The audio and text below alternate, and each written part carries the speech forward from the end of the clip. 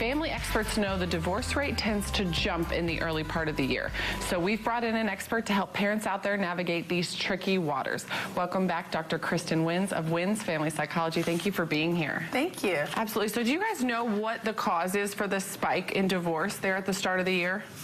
We think January is informally known as divorce month because many families are struggling leading up to the end of the year, but they want to try to hold it together to get through the holidays, not upset the children or the in-laws, and then after that's passed, they're ready to move forward and take action for separation or divorce. So if a couple has decided to split, how can they really minimize the impact and stress on their kids? I encourage parents to have a specific plan before someone leaves the house. There are lots of resources out there with websites that have free documents they can use to come up with a separation agreement.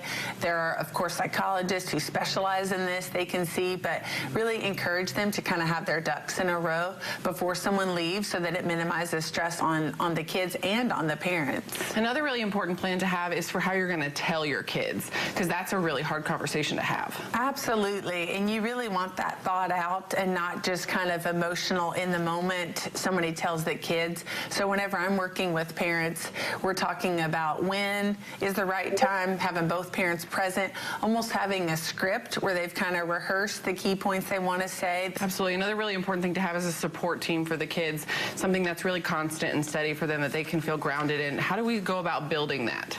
Yes, so parents can make sure maybe there is a therapist that's already seeing the child before they tell the news. We've definitely had families do that with us. Also just using their natural support team with coaches or church leaders to just make sure that everyone's kind of tight and informed so that the kids can have this support. And same thing with the parents too, having that support team of their friends or therapists so that they are armed with that support to get through a really tough time. Absolutely. And of course, consider counseling. Give it one last shot and just see if you can find a way to make it work.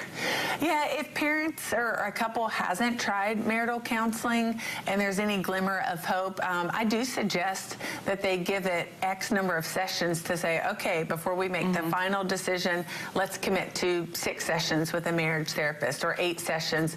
And then if we've done that and we still feel the same way, at least then they know they've given it every effort. So if people are dealing with a kind of a splitting family or divorce in their lives, how can they reach out to you for help? They can find information on my website, wynsfamilypsychology.com. All right, thank you so much. Thank you.